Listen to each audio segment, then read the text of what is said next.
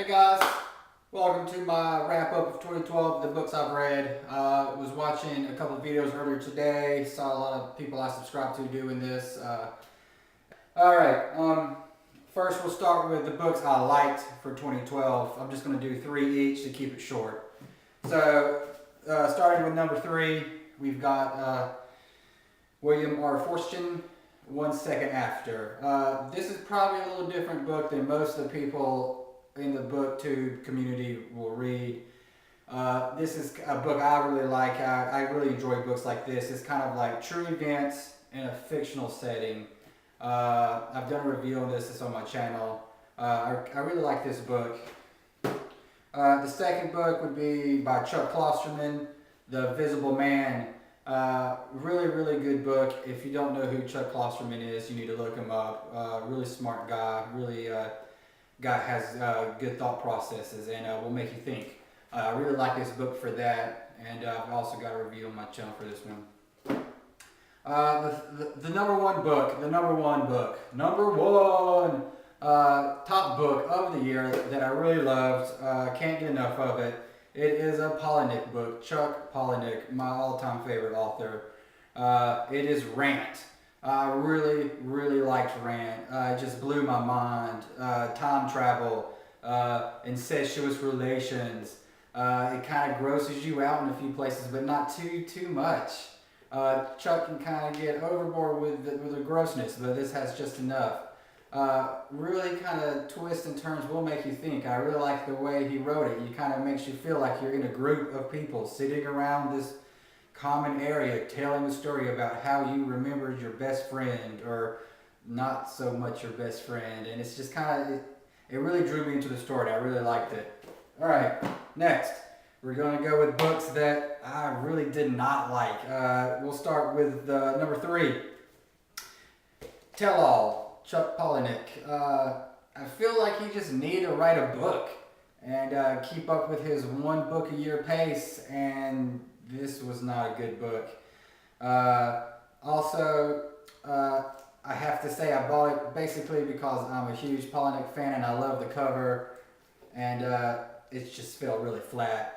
Next, I don't have the next book, but it's probably one of my least favorite books of all time. And I hate to say this, but it's also a Chuck Palahniuk book, and it just kills me that my favorite author is the author of the worst book I've ever read. And I don't have this book just simply because I threw that crap in the trash. It is Snuff.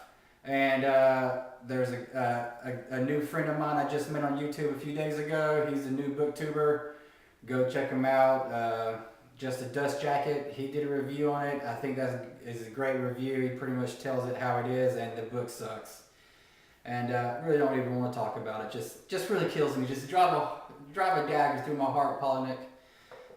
Third book, Brian Aldiss, Supertoys Last All Summer Long. I bought this purely because it was supposed to be the basis of Steven Spielberg's movie AI, and that was to me, I kind of like that movie, so I wanted to read the book and was really disappointed. It's just a book of short stories, and only 3 of the stories in here are about the movie AI. The other ones are just flatlined.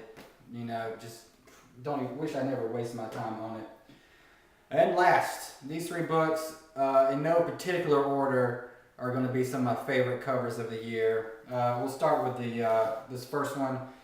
I've not read this book yet, but I got it on Cyber Monday, you know, the Monday after Black Friday where the deals are. Amazon, $5 books, and I got this for $5. The Hangman's Daughter, hardcover, illustrated edition. Great pictures in here. It's got the red on the sides. Just can't wait to read this book. Heard some good things about it, and I just like the way it looks. It's just, I don't know, it reminds me of how the books used to be. I really like it. The next one, Mark Z. Daniel Wilski. You might know him for House of Leaves. This is another book he wrote. It's called The 50-Year-Old Sword, or The 50-Year Sword.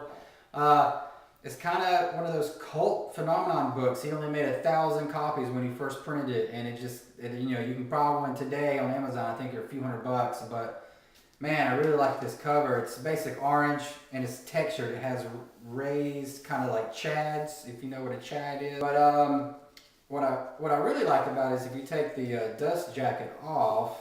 Let's see if I can do this here. It's got all this stitching on it, embroidery kind of stitching, sewing kind of stuff. One of the main characters is an embroiderer or sewer, and all through the book, let me get a little closer. All through the book, it has all these little neat stitching designs in it, and each time there's every time there's something said, they're in different color quotations, which each color quotation marks a new person talking, and it's kind of a neat premise. It's a ghost story, so I don't know how it's going to be. Finally, one of my new favorite covers. It's Warm and Bound. It's a Velvet anthology. If you do not know the website, welcome to the Velvet. You need to check it out.